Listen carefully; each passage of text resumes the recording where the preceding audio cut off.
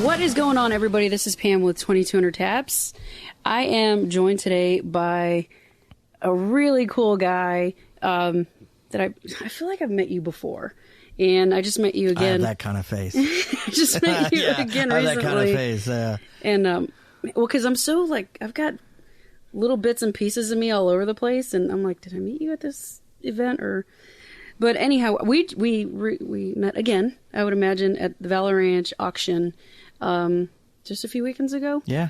Valor Ranch. I'm actually on the board for Valor Ranch. I did not know that. There you go. I am. Josh is a good dude. I'm really proud of he and his wife for what they're starting. It's great. He's always been a good guy, though. He always has. He's always had a heart, a servant's heart for doing something, and that's very special. He's a good dude. Did you get affiliated with them or connected with them through Josh, or had you known? No, I met Josh. Man, it was years ago. And Josh came to me at a 22 Kill event and just said, hey, listen, at first when he was thinking about Valor Garage, he was thinking about, hey, I want to bring veterans and train them how to work on cars and stuff.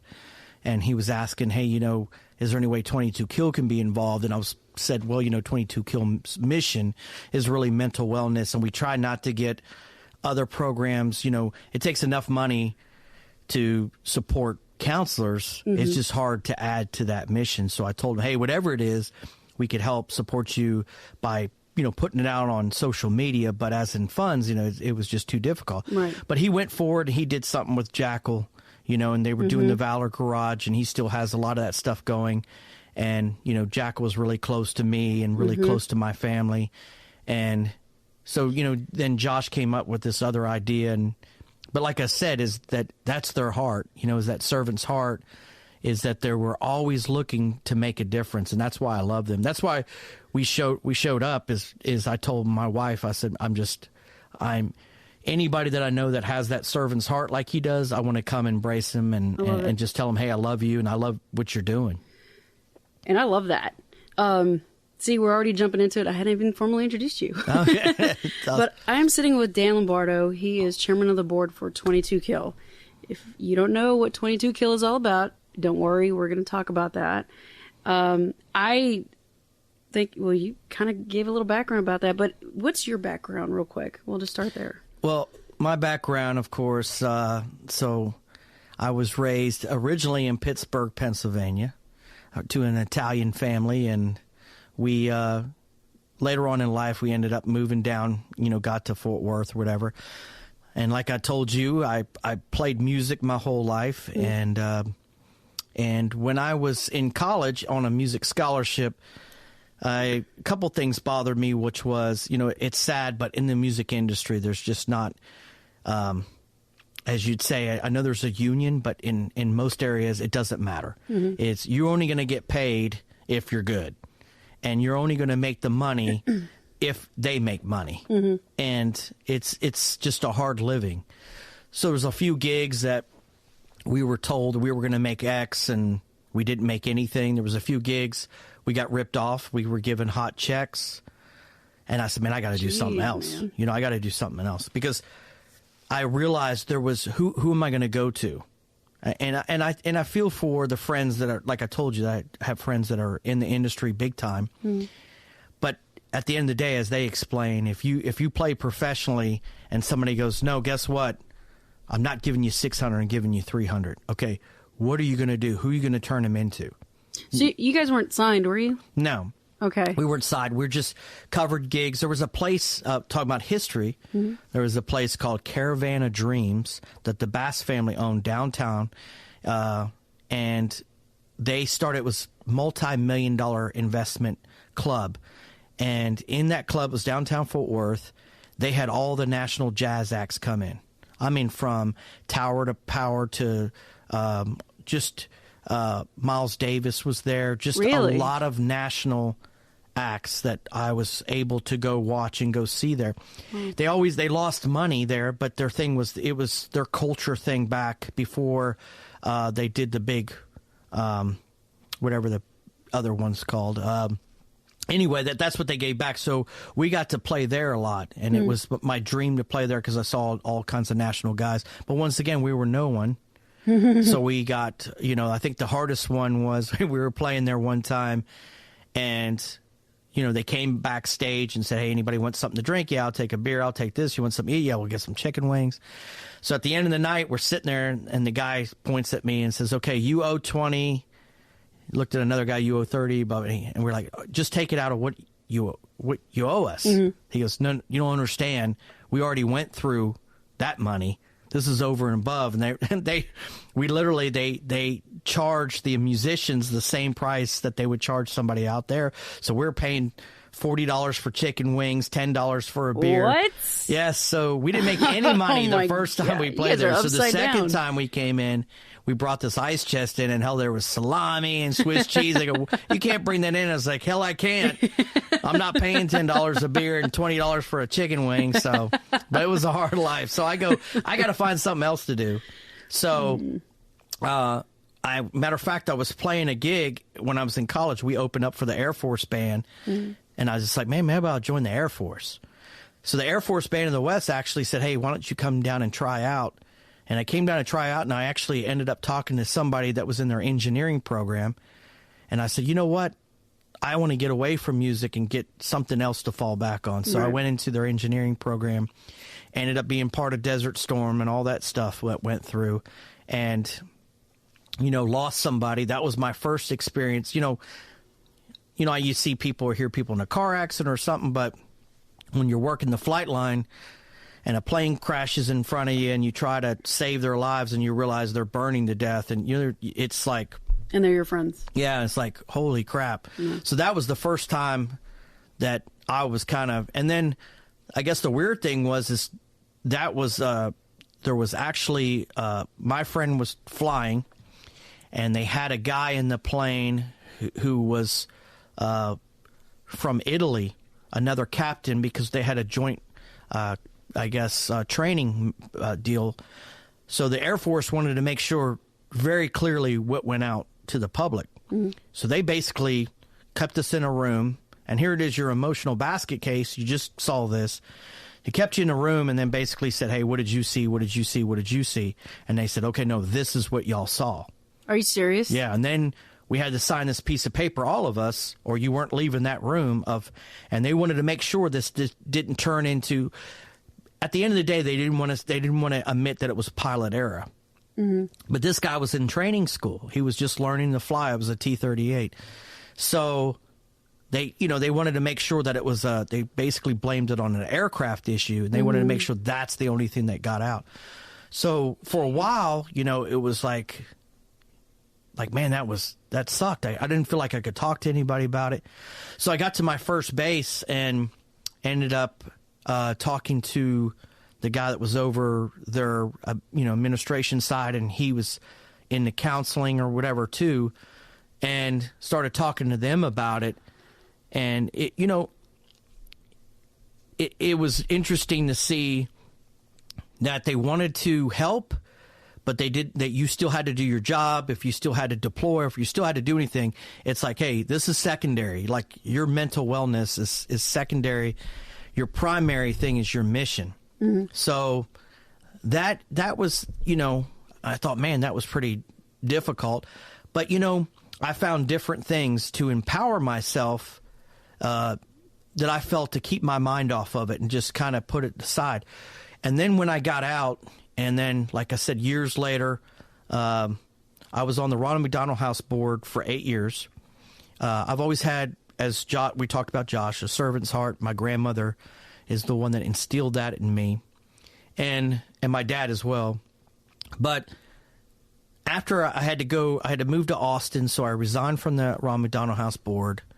And when I came back up, I was like, you know what? This time I want to get something involved in a military mission. So I won't say their name or I won't say it to protect the innocent, I guess, but there's a certain charity out there that's pretty large. And I contacted them and I said, hey, talk to me about some of your things you got going on. Well, they said, hey, we got a golf outing coming up. I said, okay. I ran the Ronald McDonald House golf outing.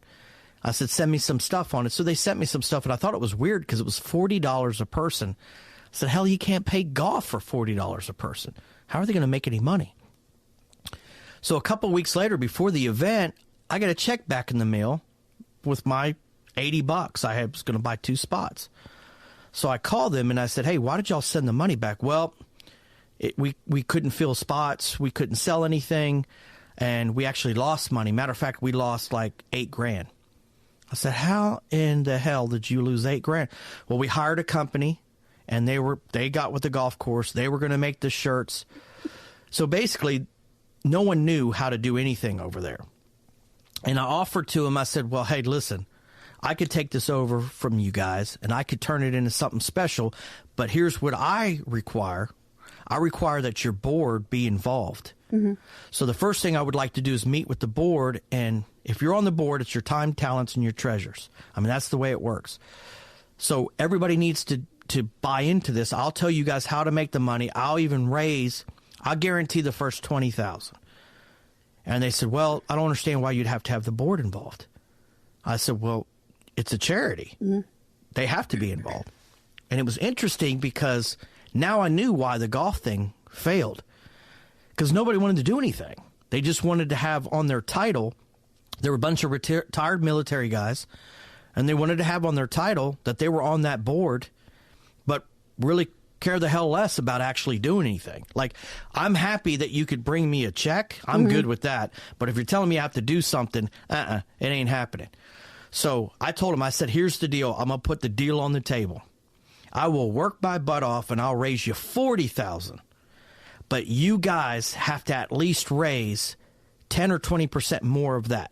That's the only deal, and I want to see you guys help, and you're going to get involved. And they said, listen, this place is not the right place for you. I was devastated. Mm-hmm. You know, I was devastated that somebody running a charity would not have the compassion of what the charity's about. So interesting enough, and you know, I believe God has always played a big part of my life. It wasn't but that very next week that I was invited to do at the Dallas Stars was Military Appreciation Night. And I come in there, and 22 Kill had just kind of started. And I come in there, and they were giving out rubber rings.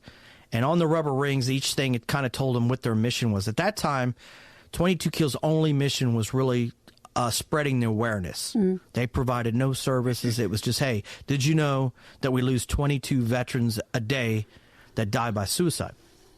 So I said, man, where are these guys at? And they showed me where they're at. And Marcus Luttrell was the guest guy that came on the ice that dropped the puck, and he was wearing a 22 Kill ring. So I met the 22 Kill guys. It was very small at that time. And started talking to them, and I said, hey, I think I can help you guys grow. So they said, yeah, come by the office anytime you want. So I went by their office, started talking to them.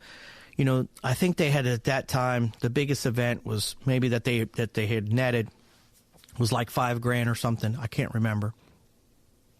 And I said, hey, let me put on an event for you. Let me show you how to do an event. And they were like, hey, we'll back you in the sense, we'll help you do whatever you need. And I said, what I need is just the support. I need logos. I need, you know, just kind of, let's put this thing together right. I said, I guarantee you $15,000. And they were like, really? You swear you could get us? I said, at least $15,000. Ends up that first event, we made like $68,000. So they were like, all of a sudden it was like, holy crap. You do know what you're doing. So can you be on our board? That's amazing. So they asked me to be on the board. And at that time, 22 Kill was 22 Kill and another group called Honor, Courage, Commitment. I don't know if you could remember. They were around a couple years ago, like last year. Were they local here, Dallas? They were local. Okay. And at the beginning, 22 Kill and HCC were one organization. Mm-hmm. HCC was Honor, Courage, Commitment, actually provided educational programs to help you educationally only. 22 Kill was just the awareness of letting people know, hey, we have an issue out there.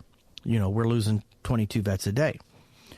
So at that time, when I finally came on the board, was 22 Kill was, you know, I had a vision for it. Some other guys had a vision for it.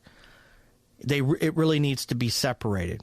And that Jake Schick, who's CEO now, was just getting involved. I mean, as in he wanted to be a part of it. And he agreed as well. We need to break 22 Kill away from HCC. So we broke it away from HCC, and we took it over, and it became an independently board-ran organization. And then from there, you know, Jake and I were discussing, and we had a few other people that were discussing, is like, we have so much leverage. We're getting out in the marketplace. People are starting to know our names. We got stars starting wanting to do their 22 push-ups. But the biggest issue was, I felt, and Jake felt, we physically are not doing anything. I mean, we're physically, what we were doing is raising funds because we became very good at that. Then we're finding organizations that were doing mental health, and we were going to give them money. And some of our other partners, Adaptive Training Foundation is a partner, still is a partner of ours. And I said, man, we got to go after grant money, to do something more. We really need to provide some services ourselves. Well, about that time, there was an organization called Stay the Course. And Stay the Course was Temper Cheryl. She started that group. And they had some legs going on them. They were doing, you know, a good job of getting out. But she had a vision that she wanted that thing to be a lot bigger.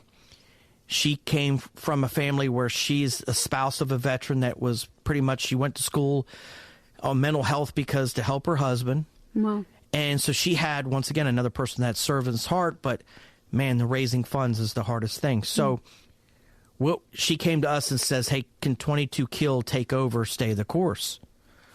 So we took over Stay the Course. It became part of 22 Kill. So now we had our own mental health program. So that was the big step. And from then, it was easy to grow it because the 22 Kill arm could go out there with these stars and raising money. But now we could tell people we're physically empowering veterans. And through that, the great part was Tempa has a very business mindset. She's a very good leader. So ends up that Tempa, we actually promote her. She becomes our COO. So she's running the whole organization, chief operating officer. And then you got Jake as CEO, and I'm chairman of the board. And then from there, it really started all gel, because then we could start focus on the content we really wanted to focus on. Because the biggest thing people don't realize with mental health, I mean, you understand this, but I mean, Mr. Civilian, that they don't understand is veterans have a different communication. It's just very, very different. So we learned that through before we, created or helped take in Stay the Course, and we became partners and it became part of 22 Kill, was we try to have other organizations, hey, can you volunteer or can we pay you, get us a good rate that you start the counseling for veterans? But what ended up happening is these counselors like, hey, listen, I cannot communicate with this person, or they're very combatant, or their language is out of control. And we're like, well, that's a veteran. Well, no, if that's a veteran, then we cannot help support your services. Yeah, they couldn't. The communication was there. Also, the veteran, either it would last only one, visit, because he was like, there's no connection. And it's sort of like, if you were a veteran and if you go into a room with a bunch of bankers, it's probably not going to be the same. You're like, this is not my conversation, right? Well, even like, not to interrupt you, but like here at school, like we're older and we go into a classroom with a bunch of young kids. I say kids, but they're like 20, 21, and you may have a veteran, you might. You don't speak the same language, but when you find each other, those veterans, like we start BSing. And I had an instructor the other day. She's like, "Oh my God, I have like 5 veterans in my class, and they were all talking vet talk, and I just wanted to join in, but I didn't know what they were saying." But because she loves helping veterans, right? Again, a servant's heart. And I was just like, "Yeah, you won't really get it, Yeah, it's an instant connection. I mean, I remember my wife first time that she like really got it was at an event, and she watched this guy come in, and you could tell he was very reserved, but she goes, man, when he left that event, he was hugging you guys. he was, everybody was cutting on each other, and he's just like, it's like he always knew you guys. Mm-hmm. And I think it was really hard for her to understand, because she was like, are you telling me, I just want to make sure, that's the first time you ever met that guy, your group? Yes, that is the first time. She goes, how is that possible? And people just don't get it, is the military family, the camaraderie is so strong. Mm-hmm. It's just something that's created. And how I said I was on a Jay Young show, and how I told Jay was I said all the social issues that are going on right now, and I mean the social issues with race, sex, all these issues that people have with each other, we don't have. Yeah. Because 50 men or 50 women got in a room, and they were torn down to nothing, and they were built up back together as a team. Mm-hmm. And I don't care if you were Asian, black, Hispanic, it didn't matter. You were family. So that same core value of understanding what that means, and what the core value of what that person has gone through, outshines the fact that when we see each other, once again, it doesn't matter what nationality you are or anything. It's we understand, we speak the same language. Mm-hmm. So the funny part, if you took 50 people that didn't know each other and you stuck them in the room, and I'd say just for 1 hour, and then you tried to interview each person and say, hey, tell me somebody's name, tell me where they came from, tell me what they did, it would be horrible. Mm-hmm. Because they would all be standoffish in that hour. It would probably take the first hour to get names done. But you stuck freaking 50 veterans in a room for 1 hour. If nobody's kicked somebody's ass yet, you know what I mean? But that's so-and-so, he was in the Army, that's a Marine, he was in blah, blah. I mean, the connection. Oh, you're already making holiday plans with each other. Exactly. It's instant. And that's what I'm saying, that I think the civilian world really needs to understand is that connection.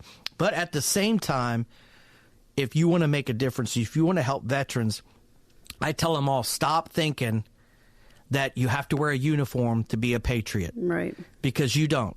You can be a patriot. You can make a difference right now.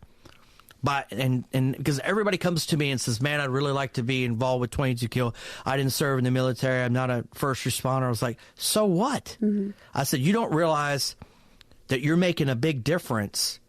And I said, that difference of you're just that added person that needs to be there, because for the veterans or first responders to see a regular civilian who's not tied by marriage, not family, and they want to be in there and they want, hey, listen, I appreciate what you guys do. That means a lot. Yeah, it does. So it's real important that I say that you're there and you get involved and you want to volunteer. Because, I got people says, I want to come to one of your events and I want to come out, but I can't talk to anybody. Why can't you talk to anybody? And they always come back to the same thing. Well, I didn't serve. Well, do you know our mission? Well, yeah. And they say the mission. I said, that's all you need to know. Mm-hmm. I said, but if you don't think it's going to be a respectful conversation when that veteran goes, so what do you guys do again? And you tell it, so did you serve? No, I didn't. But, man, I just really believe in this mission because I appreciate you for your service. And I just want to be out here to tell you that I do and that I want you to be a part of the organization. It absolutely means a lot. I have somebody near and dear to me that here at the school, I've had some breakdowns myself. And I'm at school. Granted, I'm kind of out of sight, out of mind. However, there's one person in particular that's been there for me every single time. And she's like, how do I help you? And we speak the same language on a different aspect based on our faith, and we've established that kind of a relationship. And even more so now, she's like, I want to help veterans. How do we do this? And I'm like, well, let's figure this out. So to have, like you said, somebody who didn't serve, but loves what the military is all about as far as like serving, and having that safe place for us to have a breakdown without judgment, man, that's mean the world to me on so many levels. And I agree with you. If you have somebody who's never served, willing to just What do you need, you know? I tell you what, I am really impressed with that. You know, some people kind of lose faith in society, right? Everybody's like, everything's bad now. But I tell you what, I'm really impressed with, I have a ton of people in the construction industry that I've never served, but they love 22 Kill. But it's not just because of what 22 Kill's mission is, because I firmly believe everybody has, and you go back to faith, but this is my belief, that we're born through him in the sense that there's a spirit in every one of us. Now, you have to make the decision if you want to use it or not. If you ignore it, it's never going to come out, right? But there's a lot of people that want it to come out, but they just don't know what it is. They don't know how to find it. You know what I mean? It's like the dark room, and you're like, where's the door? And you could feel around 100 times, but if somebody just takes you by the hand, I know where it's at. Here's where it's at. You're going to go. And that's how I feel, is there's some people, when you finally go, here could be your purpose. This could be the thing that you reach out and you help make a difference. All of a sudden, through you, because it takes that catalyst of someone to see, you know, weird thing that I always say about some people is, it's sad that some people make, like, they want to drag down somebody doing something good. I'll give an example. If there's a Christian man that's helped 5,000 people and he just made a bad mistake, just say cheated on his wife or something, they're so quick to condemn that person, ruin his life. But if Ozzy Osbourne, you know, gives $20 to a homeless guy, oh my God, he's the greatest person in the world. Because he's you know what I mean? You're talking about a guy that's a drug addict, that's really bad, that preaches really some really negative things, but he does one good thing and they'll put him up on a pedestal. But if a good person ever does something bad, they try to instantly they're waiting for that. Exactly. It's so unfair, you know? So you have to have that support group of your friends and realize we're all human. You're going to do some bad things. I mean, there's nothing, you know, just like depression. I hate when people say, you can't tell me you've never been depressed. Every human being has been depressed. But back to what I was saying is that there's somebody out there that also, where I say it's like a bunch of kids. If a kid does something bad and they go, oh, that's the cool kid, you're going to follow it. You're going to say, oh, I'm cool too. I'm going to go across the railroad tracks because we're not supposed to. Right. But at the same time, if that kid did something nice, he can influence other kids to do something nice. Because the spirit, either negative or positive, is going to get somebody to follow. So I just think when you do something good, it all of a sudden people see the difference you're making in people's lives. And all of a sudden something inside of me goes, man, I want to be a part of that. And, man, they get a part of it. And I said, man, once you get a piece of that, and in the military we call it a force multiplier, is you turn somebody in to make more of something in other people, is that force multiplier. And I'm saying that's what I try to do as chairman of the board is, you know, I want to make the people in the organization, my tribe, stronger. I want to hope and drive them to be better if they can be better, and how can I help them and support them. At the same time, I wanted to push them, because at the beginning it was really hard for them to get out in the community of people that weren't veterans.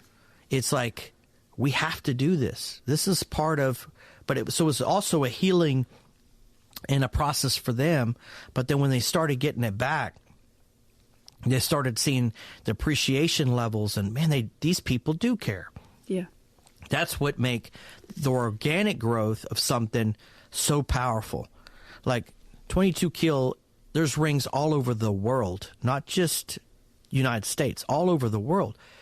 It's because the organic growth of the positive drive of we're doing something good. And like you said, there's some people that try to drag us down. but, kill them with kindness. We spun back around. What you're saying is not true. If you want to learn more about us, come see us. But here's the statistics. Here's what we're helping. One of the most proudest things that I'm proud of is that just if people don't know is every charity, and I wish people knew more about this, but every charity has to have a 990 that they turn into the IRS. And it's because one thing about charities is transparency. You have to be transparent. So you have to tell them where you're spending your money. Where that money's going, yeah. And you would be blown away by some of these huge charities that the percentages that go to programs are like 15 and 20%. But nobody checks because we're a weird society where we go, oh, great commercial, right? The dog's playing a banjo. Here's, I'll give you $100, right? They don't. But what is that charity? Have you looked at it? Do you know where they're spending money? But no, guess what? I did a good thing today. Give me a hug. I gave the dog playing banjo, $100. So you feel good about something that you never had your hands around. Or did I? You didn't really, you know what I mean? Yeah. You never made a difference. So what I ask people is that force multiplier is when they go, here's $100 for 22 kilos. Like, why don't you keep it? Keep it and come to an event. Well, why would you want that? Because when you see what we're doing, your heart is going to create, you're going to turn you into a force multiplier, and you're going to turn that 100 into thousands. Because once you believe it, you're going to be so driven because you're going to know the cause. You're going to be able to speak about the cause, and you're going to see the difference in people's eyes that you've made. And that's going to just boil over to all the people, your family, and it's just going to grow and grow and grow. But like ours, by the way, our 990 is 84%, pretty much 84.5, so about 85% goes back to programs. It's unheard of. That's amazing. But I'm chairman of the board. I don't charge anything for my services. I'm free for the last 6 years because I'm driven. I love this mission. I love the people, the tribe that I'm in, because everybody cares. It's just unbelievable. We're, like I keep saying, we're hitting on all cylinders now. It's amazing. But I just try to drive people to say, listen, and I talked about my grandmother, but this is what my grandmother said, and I just firmly believe this is what changes somebody's life. I was like, I don't know, 11 years old or 10 years old, and she said, hey, I want to ask you a question. We call it, after your dash, you got your born-in date, and your dash is in between. So that's the only time that you get to make a difference in this world. Right. So the day that you leave this world, and you're talking to Jesus, and you go, and if you have any other religion, you do what you got to do. But you're talking to whoever. For me, it's Jesus, and what's he going to ask? Like, what did you do? What was the most important? What would he ask? Say, did you get this done? And I came up with all these different things. And she said, what I believe firmly is, did you make a difference? And did you leave that world in your dash? Did you make the world a better place? Or did you just go with the flow? What legacy did you leave? Yeah. No. Because she was trying to explain to me, it's not all the money you make. It's what you did in that dash, how many lives you changed. That's the most important thing, that you left a dent on this world that people go, you know what, that person made a freaking difference. So I was really driven, my father's really driven in that way too, of, hey, I got to make a difference. I got to do something different. So that's how I'm driven. And I tell you what, I've had some weird experiences in the sense of that I've tried to drag myself away. Like, hey, they're definitely out under control now. Maybe a break from 22 kill or something, and then something amazing happens that kind of says, nah, I'm going to drag you right back in. And because it's one of those things, I don't know how spiritual other people is, but you know how you challenge God? I'm sure you've done it too. Yep. Is where you go, if you want me to do this, then and you think, man, but if you be surprised, I mean, he's not, it's not going to he's going to appear in front of you and you hear the Charlton Heston go, yes, you need, that's not what happens, right? That's not going to happen. But if you listen, something's going to appear and you go, that was weird.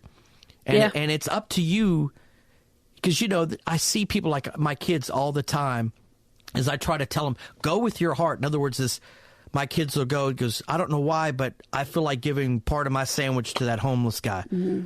Why are you telling me? Do it.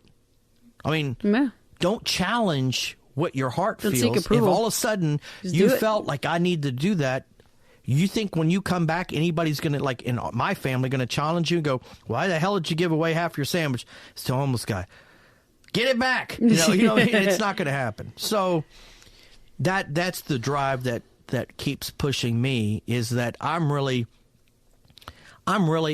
yes, I've been blessed in my life, and, great family, got a great house, got all that stuff, but none of that means anything really. I mean, I'd be happy if I went back to a 1-bedroom apartment. I'd be just as freaking happy. Mm-hmm. That's why I tell my kids, stuff is fun, but it's not what drives me. Right.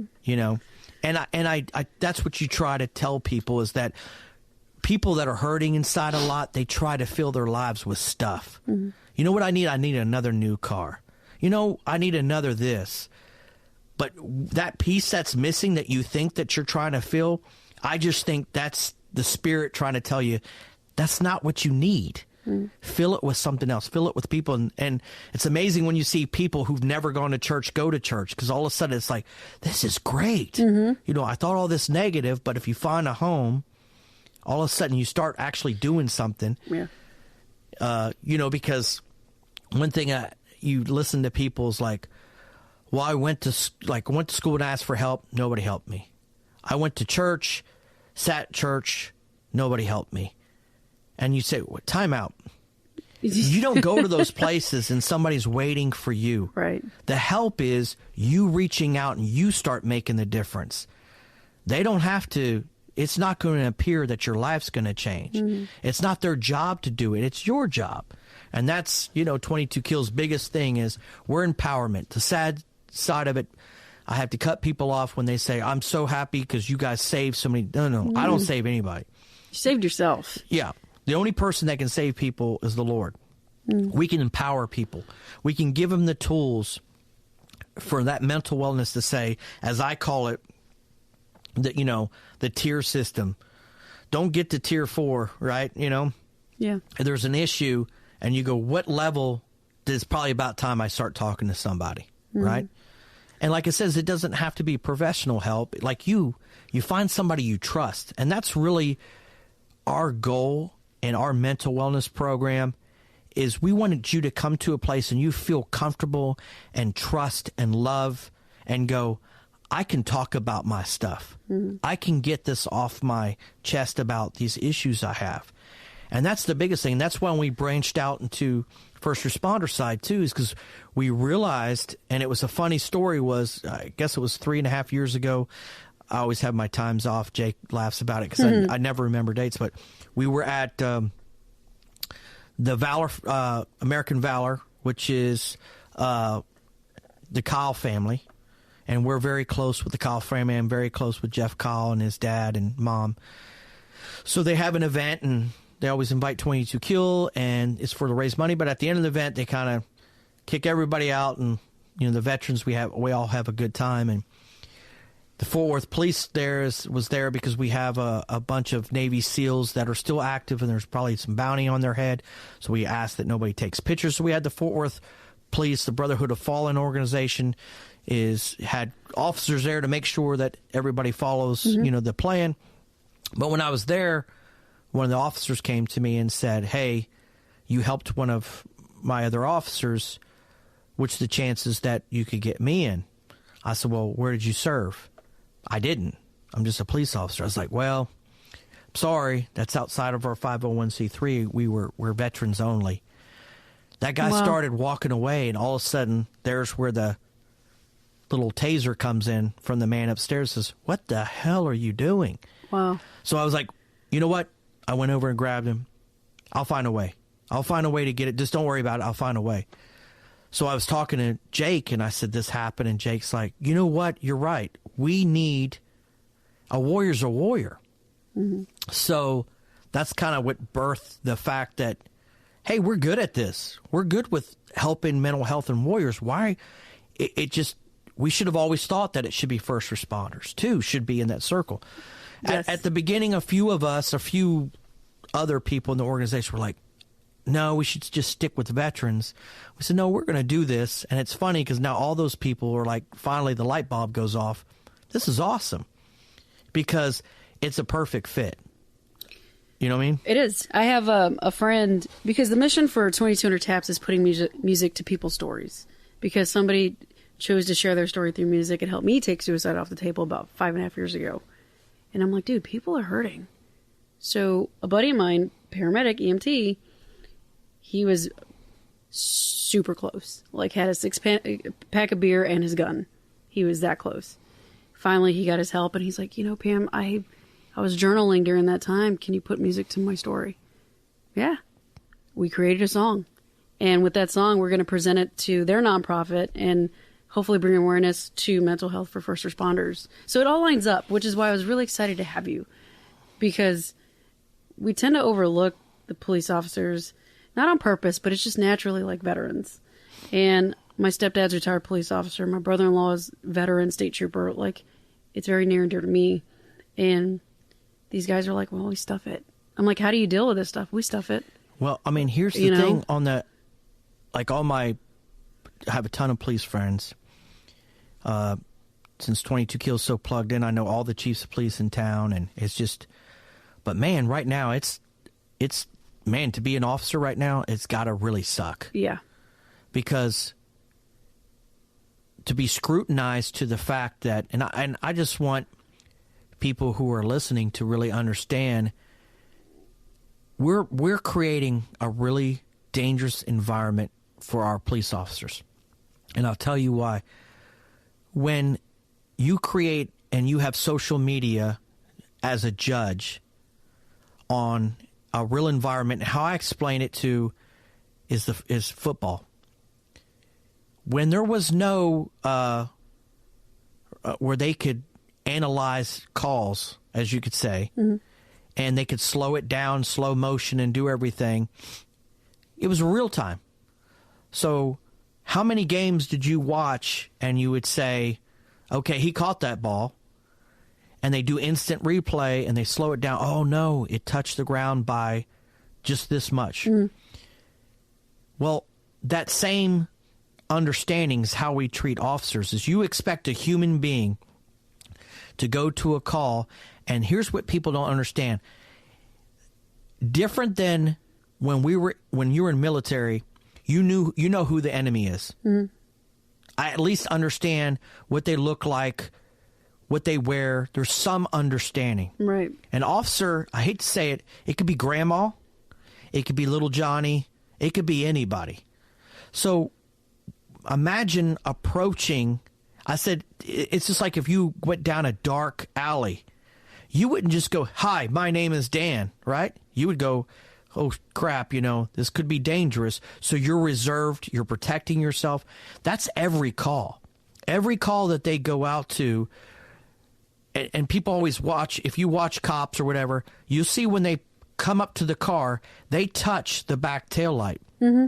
That's to leave their fingerprints on the car because they don't know what's about to happen. Imagine that mindset. Let me make sure I touch the car just in case something freaking happens to me. But so you get to that door, and then everybody knew. The new society is, I don't have to give you my driver's license. You have to tell me why you... I mean, there's just all these things that they're already prepared to do. So you're creating a combative situation immediately, and then you get out your cell phone. So these guys are like men and women are going...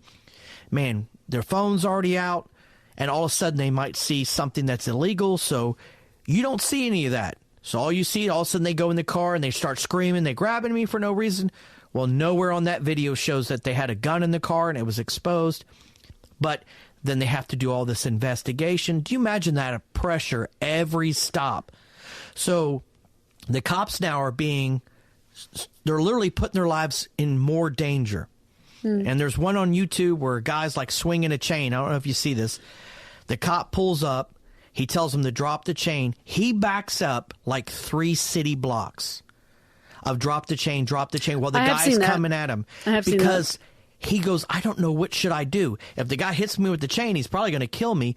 But he's not touched me yet, so I'm just going to keep backing up, keep back. It's just a sad situation. Him. Yeah, he ended up shooting him because he ends up trying to grab his partner. It turned into a bad deal.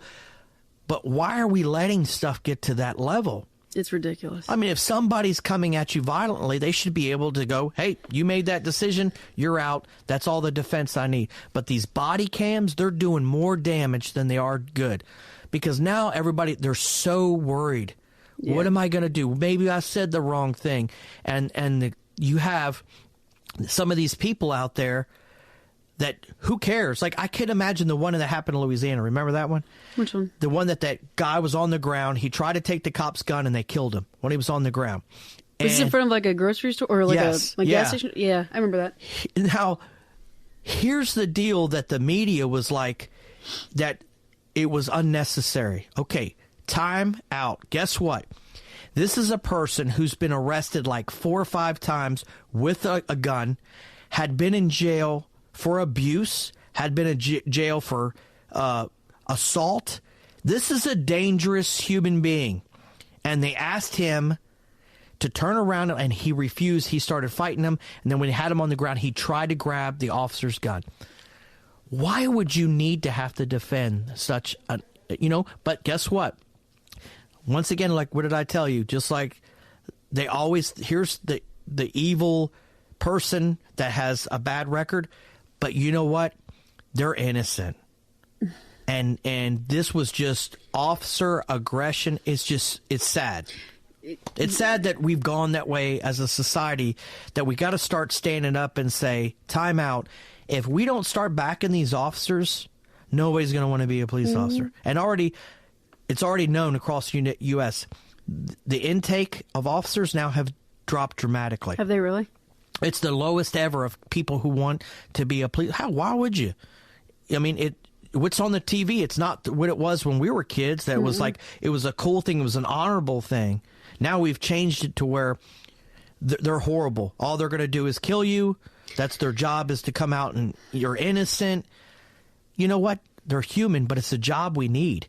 And the funny one is these people that are the ones that say cops are hateful, but somebody breaks in their damn house, guess what? They call 911. By God, why weren't the cops here quick enough?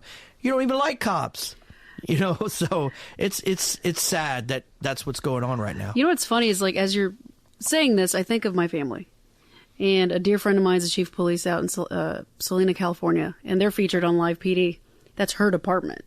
And I almost want to get her on this just to get her take on it, as far as, like, being the chief of police and what she has to deal with things of this nature. And so I don't know how we really just start talking about police officers, but I think it's imperative that we bring awareness to this as well. No, and that's why, it's part of 22 Kill. They're part of our tribe. That's awesome. And every time I speak, I want to put out there exactly what I said, because it's something, there has to be a voice for them. Mm-hmm. And so I'd look at any opportunity to give them a voice, because they're my personal friends. In other words, if people became more connected in the community, understand these officers, they have kids, they have families, they have inspirations. They're normal people. But just because one thing happens negative, it's not the whole group. Yep. They're people too. They're depressed. They get happy.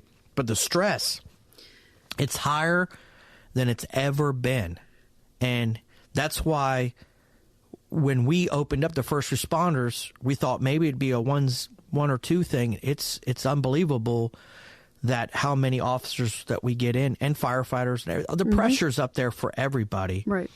First, and EMTs. We forget about the EMTs as well. But you imagine every call an EMT goes on that's a road incident. It's a good possibility somebody's hurt, they're dead, they're almost about to die, they need to be saved. They see kids that have been dismembered. There's all kinds of horrible things they see. But they also have to respond. Think about this with the officers. They're trying to save a life while somebody's trying to kill other people. Mm-hmm. So they're caught in between. They have no weapons. And you got somebody that's shot, but somebody's still shooting, and they're expected, hey, come in here with the fire department. Let's try to save these people's lives. It's a very dangerous job. Sometimes they can't even respond until the police officers get there. Yeah, it's a sad way. And you know what? It's crazy. And some of them, because they love the job, hey, listen, don't kill me. I'm here to save you. And they'll put themselves out there on a limb. Same thing about firefighters. They'll do the same thing.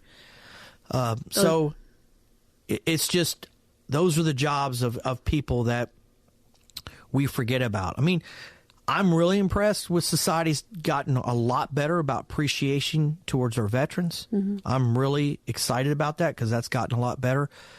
But we forget about, first responders. And, how we always put it is, the one thing that we as veterans, when we were on service and we had family at home, all of them say the same thing. I knew my family was safe because I knew we had good officers that had our back, had our six, and they were there to support my family. And I knew if something was wrong, at least we had them. So that was something as like another family. And that's why veterans usually really appreciate first responders, because they understood that that's our backup at home. For sure. That's at broad, and when we're overseas. So now, one thing I do want to mention before we wrap up here in a little bit, the resources you guys have, non-traditional, traditional, help as far as veterans, first responders, even their families.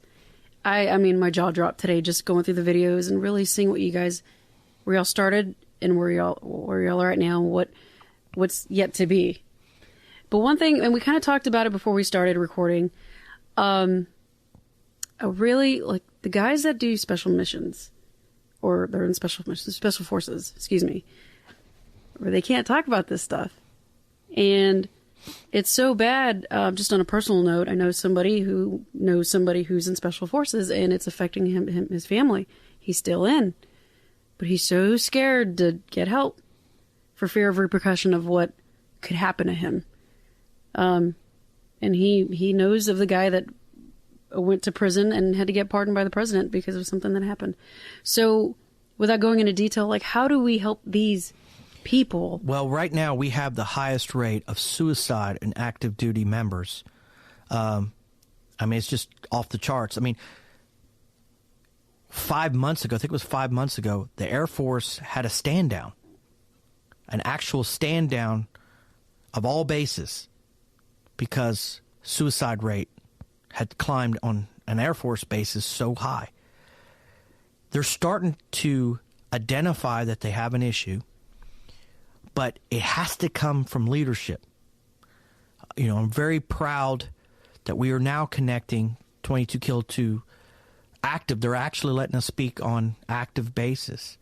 But it takes the leadership. Lieutenant Colonel Rowland, who was over Mouse 41, now he's not, of the Marines, it took his leadership that he brought 22 Kill in.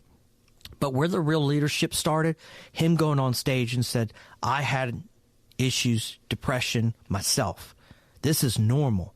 This is coming from your leader. That's what needs to happen, is when they see leadership saying, this is normal. It's okay to be not okay. I mean, that's what we preach. It's okay not to be okay. It's a normal thing.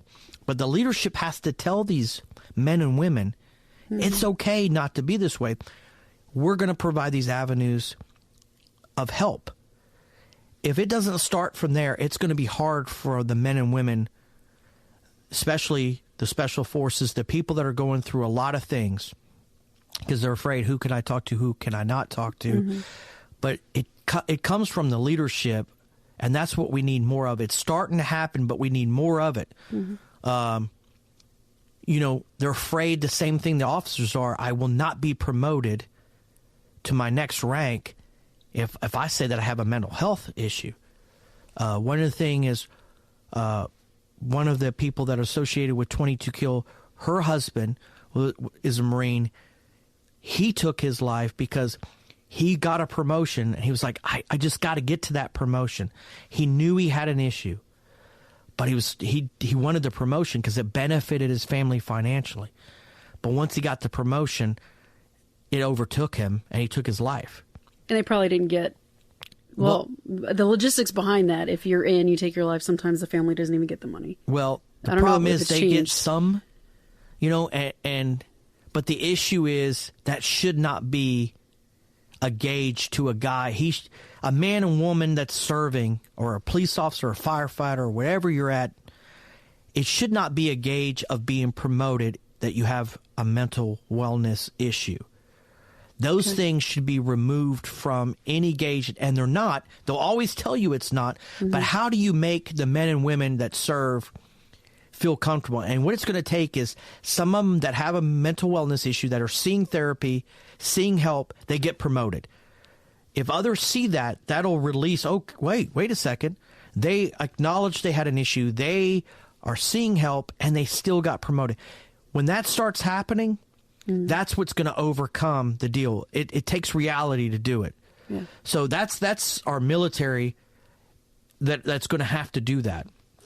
On the officer side of it, interesting enough, what they've been doing, and I love this, you got Tracy Aaron from Mansfield, Steve from Grand Prairie.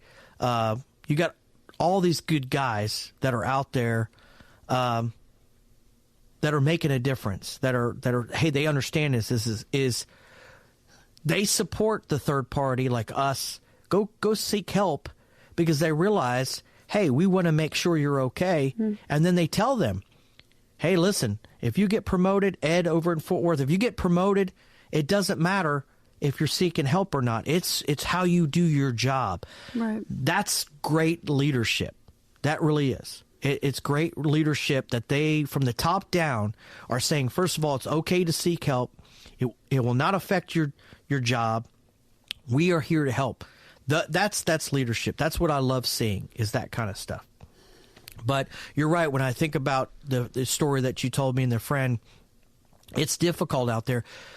But till we realize this is a problem in society, this is not 22 kill veterans and first responders against society. This is 22 kill, the one tribe, one fight that we say. The one tribe, one fight means everyone. Right. Civilians, first responders, veterans, we need to come together because this is a real issue. The suicide rate in children is higher than it's ever been. Yeah. I had to do for 11-year-old kid, I had to speak at a funeral. He had autism. He was being bullied. He took his life. All he wanted to do was be in the military. So 22 kill, I asked all of our supporting team. It's sad that you had to make an amazing funeral, but the amazing part of that child was if you told, and I don't mean this to be negative, but if you told a bunch of civilians this child took his life, how many civilians would just show up to the funeral? You tell the veteran community, the police community, we had 130 veterans on motorcycles. We had 2 fire trucks. We had 2 chiefs of police. For this kid. We had we had 6 Marines carry the coffin and treat it like he was an active duty guy. It was the love, the veteran community. When you grab veteran community and you say, we love you, come support us, it's just amazing. They come out in droves because that's where the love is. And the thing that I want to change, that I've been pressing really hard, and every time I speak, is, man, we need to start using the word love. It's been removed from a lot of things. And 22 Kill, the one thing that we do is, and it kind of weirds people out. Jake Schick and I, if we're on the phone and I'm talking, all right, man, love you, brother. It's like, wow. They try to, it's like, dude, you can't turn that into something negative. You can't. We talk to people, my friends, I tell them, hey, I love you, brother. It's because that's the weakness of society right now is where society has gone with the culture of love has dissipated and gone away. You think about families right now, they don't even know what their kids are doing in their room. Oh, I think he's playing video games. The talking is gone. The sitting at the dinner room table is gone. Love is leaving this country. And it takes us to stick together, and we need to start loving each other a lot more. And real quick on the gun control issue, guns don't kill people. What's killing people is the society and culture has broken up. These kids don't understand. People don't understand. There's no recourse after that. They don't have religion in their lives. They don't know. They think it's a video game. No. it's breaking society up, and it's going to take good people who can preach the word love back into schools, back into our families. That's what we need. That's what we need back. And 22 Kill is just part of that. It's just part of that circle of love. And I'm telling you, when you come, and I love it because when people come to a 22 Kill event, either it's a motorcycle event, and where you said programs, traditional therapy, of course, is counseling. Non-traditional therapy is finding a way of empowerment of something you love and getting you drug into it. Our wind therapy is our motorcycle stuff. We have yoga. We have painting. We have all these different things that we teach, but you do it with other veterans. And you learn to love something and grab something and say, hey, I love that. I can be a part of that. That's something I can learn. The other things that we have, of course, is our watch program. Watch programs, We Are the Children of Heroes. The families are most important. So when we counsel the kids, the families, the wives. That's important as the unit. But what happens when you lose somebody? Mm-hmm. Well, Watch says, hey, you're still part of a tribe. You're part of our tribe. We want the kids to be kids again. We want the spouses to be spouses again. That's what Watch does, is create love for these families, because people don't realize if you loved motorcycles and your connection to motorcycles was your spouse, and you loved going to motorcycle events, and your spouse dies, and the motorcycle group goes, she doesn't ride, and they disappear, there's this missing piece in your life, right? Mm-hmm. It's just like veterans. Your spouse has been friends with veterans' families. The culture, they have totally embraced that culture. So what happens when their spouse passes, either by combat or suicide, it's like everything disappears for them. It's the camaraderie. Right, it's gone. Mm-hmm. So Watch brings that camaraderie back and says, hey, time out. You're part of our tribe. So you don't have to miss the military families, the camaraderie. It's here. Come be a part of 22 Kill. We'll support you. We'll love you. We'll help you with the counseling of your children. We'll help the counseling with you. We'll help you with programs to get you back focused and get you empowered again. That's the great thing that we do. White Star was born because, sad part, Gold Star, if somebody was out of the military and they took their lives by suicide, they cannot be part of Gold Star. Gold Star is just if you die active by combat. Sad, you can die active duty when you're in, that you're part of the military. I think they'll still take you then. White Star was born because there was a bunch of families who wanted a home, wanted somewhere to go.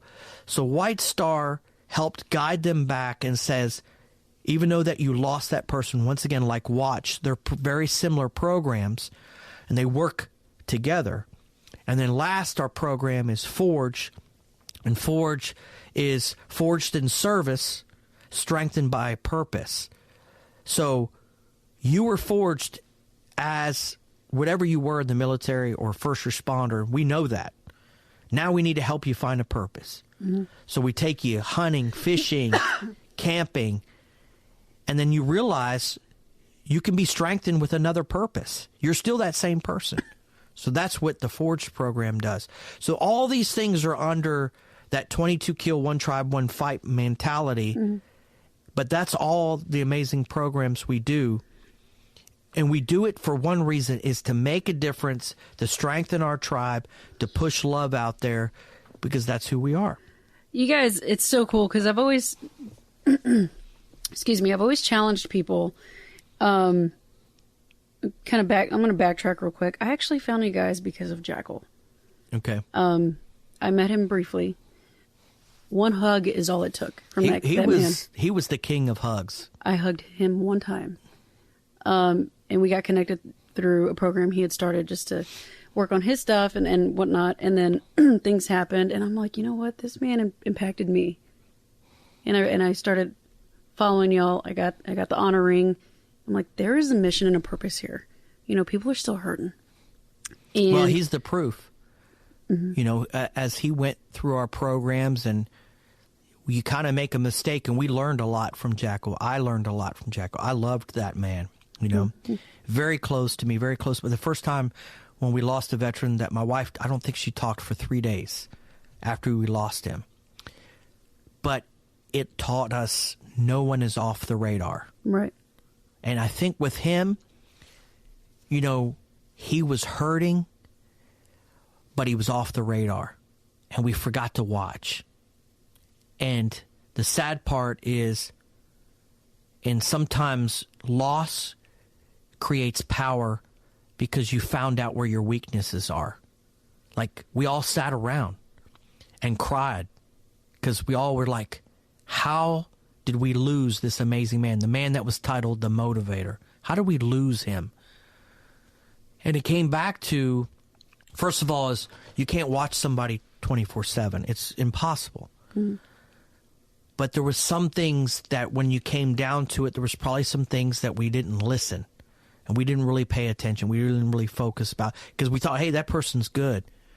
So if anything, the motivator's still teaching us, because he taught me, stop thinking everybody's good. So in that, he kind of like sometimes pisses people off. Excuse me, because they're like, dude, I'm okay. Why you keep asking me? And I'm like, no. I want to look you in the eye. I was like, are you okay? Mm-hmm. And then I'll tell them, hey, listen, I want to know. I want to hear you say it again, because you said something that kind of struck some sort of chord with me, and it just was not you normal. Oh, you know I'm okay. No. I want you to tell me. So I just think that's the last legacy and amazing thing I think that he gave us. Mm-hmm. Was there is no, you know, it's sort of like AA, that people who aren't alcoholics, I mean, I'm not, but I have friends who went through the program. Yeah, I do too. But the painful thing that is like, friends go like, well, you took the pill. You're not an alcoholic anymore, right? You're good. So we can drink around you and we can even offer it to you. It's like, are you kidding me? Mm. They're an alcoholic for life. Yeah. And it's a constant challenge. And stop thinking you're not a friend, you don't love them, if you're putting the challenge back on them again. And you're selfish because you know you have weaknesses if you're trying to offer somebody as alcohol. So that's how you find out who your true friends are. Mm-hmm. But it's teaching people, no, yes, I would love to have a beer. I would love to drink again. It's always that challenge. It's always there. It's always on you. Same thing with drug addiction. The friends that I knew that challenged with drug addiction, I tell them every day how proud I am, is because I really know, because I knew what they were before, and I know it's a struggle. I know it's a fight. Every day is a fight and battle, because all it takes is a depression hole and you drag yourself back in it. Mm-hmm. So you got to have these avenues of people you trust. And one thing you said about you having that friend and that person that you trust and love. But one thing I tell people when I hear them talk to somebody else, they go, hey, man, if you need anything, you call me. I pull them aside and go, are you serious about that? What do you mean? Do you know what that means? Are you committed to say that? Because when somebody says that to me, that means you better, if I call you at 3 a.m., I got an issue, you're jumping in your car and coming over. Mm-hmm. And then all of a sudden you'll see their face, because I said, if that's not you, stop saying that. I agree. Stop saying that, because you don't mean it. You know, if you tell somebody, if you need me, call me, that means it could be at any time, and you're going to take my call and you're going to talk and we're going to walk through it. That's the commitment I've made to my friends. If you need me, I'm going to come get you. If you need me, I'm going to call you and we're going to talk this out. That's friendship. But there's 1,000 people out there that'll say, man, bro, I know it's hard. If you need something, call me, and you don't mean it. Because you're not going to answer the phone. Matter of fact, you're going to separate yourself from them. Because you're like, man, they're screwed up. Screw that. I'm going to stop talking to them. Man, that's how you find out really quick who your friends are. And that's the one veteran that friend of mine that we helped. He's gone through rehab twice. He's an inspiration to me. And he's like, why? I failed. I said, no, you went back to rehab. It's not because you failed. It's because you identified you had the issue, and you're not giving up. Stop saying you failed. You're a success. I don't care if you have to go back 50 freaking times.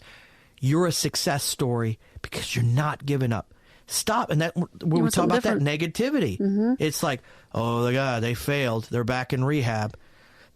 Man, you're not a friend. Dude, I would encourage you. Yeah. I'd be there with you if I could. I mean, that's support. That's the love. That's what we need more of that country. Yeah. That's why I tell my kids, surround yourself with real friends, and you'll know real quick.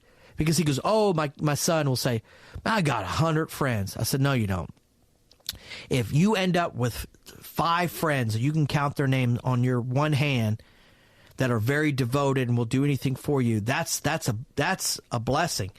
But I guarantee you don't have 100 friends. No. I said, because it's hard to find people that are genuine good, that truthfully love you. But when you do, don't F it up.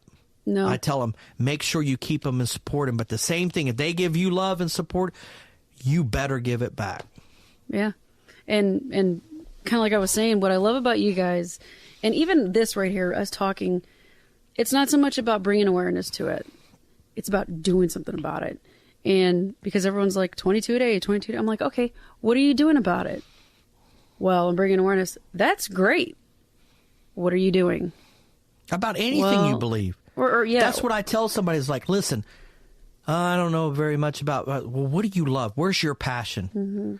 And I mean, that's what I try to tell somebody. I said, true dedication and love is you put your hands around it. You actually physically made a change. You love animals, freaking go make a difference.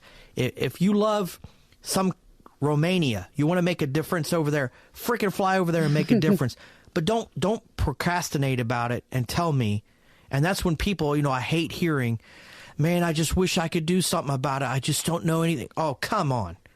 When you wanted to play video games, you figured out the back doors and you got a book that taught you how to get all the codes and stuff like that. But your ass can't figure out how to help somebody. It's laziness. It is. And you don't really mean it. So that's why we say time, talents, and treasures. If you want to help, give us one of them, but a true dedicated person will give you all of them. That's the something. So that's how you know. So if you're not going to give me some of your time to make a difference, and if you're not going to give me some of your talent, something you're good at, well, I can't do that because I only do that for work. And you're not going to give me any of your money, your treasures, you're procrastinating, you're full of crap. Because I don't care. Let's get down to the mean inside stuff. You're not serious about any of that because you're not willing to give one of those. Yeah. Well, I have one last question for you, and we can wrap up this awesome conversation. I love this, by the way. I ask everybody who comes on my on the podcast this one question: has music helped save your life or affected you, and if so, how? It has me because music really, I tell you what, not saved my life. I guess you would say saved my life. It shaped my life. I like that. So being born in the 70s, we'll leave that alone. That's when I was born. But I was born with dyslexia, a learning disability. Oh, wow. And back then, they didn't know anything about it. So if it wasn't for music that helped, because people with dyslexia usually have some amazing trait. They can draw, they can do something special. It's just the brain is focused on other areas or more enhanced. If it wasn't for my parents and actually my dad building up that music stuff, me being able to play when I was professionally at 12 and 13, then the negative stuff of not being able to read and write, my dad was like, listen, you have to be able to play. You're going to have to learn this stuff. And you're going to have to work 10 times harder than anybody else because, in other words, there's no excuses. There's only the goal of getting it done. But I did all that and I worked my butt off because I wanted to play music. Mm-hmm. So music shaped me, but the great thing, and I'm sure you have this, is different on musicians, different, I think, than normal people, is every song I hear from the 70s on, I can photographically picture an event that happened. Oh, wow. Any song that I was like, oh, I remember that, right? And I can remember what happened. It's connected to something. Mm-hmm. I remember the first time I heard it. I remember the first time I wanted to play that song. You know, when I heard the 70s and I heard the funk music and the horns, I just wanted to see it. And once I saw it, it was the most amazing thing, because what people don't realize is you might have 20 people on stage and everybody has their part and they turn it into something amazing. But one person doesn't follow their part. The song is not the same. Like Tower of Power, there's the strongest horn section there ever was. Seeing them live as a kid, as like 13 years old, it was like being at Disney World. Mm-hmm. Because I'm like, that's it. That's amazing. All those men on stage, all playing a part that made something beautiful. And so music, to me, has shaped my life, because I can pick up things in my life, sad things. The great thing that I tell people, and we'll leave with this, is you have to have sad moments. You have to have depressive moments. It's part of being a human. It's remembering those moments and turning it into a positive. In other words, when something bad happened, I would actually thank God. Because this is what the average person needs to understand is, you know what? You're alive. Okay?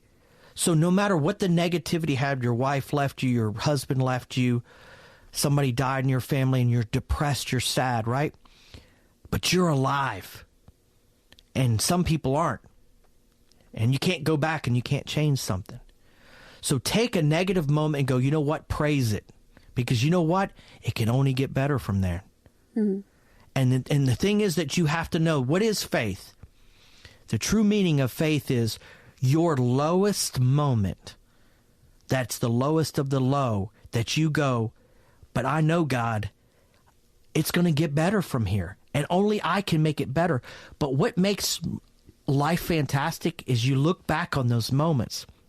And this is what makes you a stronger human being. Is you look back on those moments and you go, God, I remember what I was thinking. I remember the pain. I remember this song. And remember when I was thinking, when I was listening to that song, God, this is horrible. But look at where I'm at today, right? Mm-hmm. But what made today fantastic and amazing was it wasn't that day anymore. That's growth. That's spiritual growth. That's empowerment. That's what we need to teach our men and women. That's what we need to teach everybody, that we teach them is, I understand it's bad right now, but gosh, if we work together and you have love and support, it can only get better. It can only get better. So that's the amazing thing that I love about music, is it makes me, I love listening to those songs. And my wife will ask me, so you're saying this is the song that this horrible thing happened. Why are you listening to it? I said, because I praised that day. I never want to forget that day. She goes, but what do you always do? You go, man, I never want to remember. Gosh, stop saying that. Stop saying you want to forget the pain you had. You got to remember it, because that's the only way you can gauge that, you know what, things are pretty good right now. Mm-hmm. So that's what music means to me, is that it brings back pain. It brings back love. It brings back family. It brings back all those things, which are memories that I want to embrace, because that's my dash, and it helps my dash increase. I love that. Man, we just ended on a solid, I love that. I couldn't have ended it in a better way. Dan, thank you so much for being here. It means the world to me, to our mission. And I'm going to talk to you after this podcast about something, an idea we've got. We're here at Media Tech Institute in Dallas. And you know what? I want to say that it's a fantastic place. If you want to learn music, if you want to learn media, if you want to learn audio visual, if all these things, this place is Disney World. We talk about the Disney World place. And if you love that kind of stuff, this place is amazing. You, if anything, once again, force multiplier.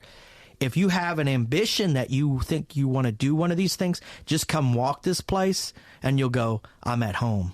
That's That's cool. That means a lot coming from you because you just walked it about an hour ago. Yeah, but see, the things I pick in, I walked in, you introduced me to people, you see in their faces, they're excited to be here. They're doing something they've always wanted to do, and the tools that they have. Okay, this is not somebody's garage. Okay, this is an amazing place that has all the technology. If you guys could see what I'm seeing, there's a board that's bigger than my freaking garage sitting in front of me. There's all these amazing screens. So if you have that, here's one of the things is like if you've always wanted to do it, this is your place. Just tour it. Yeah, tour it. Talk to people. You are an inspiration because you took the negativities and the things that you went through. You had a background in music, and you finally said, hey, I got to find a home. But I'm going to tell you right now, to put you on the spot, that you can see that you've taken your low, you've turned it into a positive, and this place helped inspire you. And here's the other thing. They must have great instructors and great everything that's here, because I can tell from you, you're driven by every room that's in here. Because you've learned something from each room that helped build you, that increased it, and you've taken now this empowerment, and now you want to make a difference with that in your dash. So here it is. Somebody wanted to help you. You've taken the help. You've accepted the help. You've blessed it back because you're trying to help other people to understand, hey, you can come here, you can learn. And at the same time, your growth has not stopped. You want to increase it. And now you're doing something positive with this mission that you've got. Awesome. Thank you. That's the only reason I came on. Just let you guys know is because you, once again, I could see the empowerment in your eyes and the difference you want to make. So I just said, you know what? I'd be happy to give my time to help you. That means the absolute world. It just, I would not be here. I physically wouldn't be here had it not been for music. And choosing to be vulnerable enough to say, man, I need help. Right. That it was a choice. But the great part is, you asked for help. And once again, that was your low. Look at your high. Look what you've learned. Look how far you've gotten. And you could tell you embraced it. You're in it.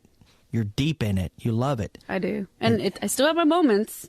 It's always going to be there. But once again, that's empowerment.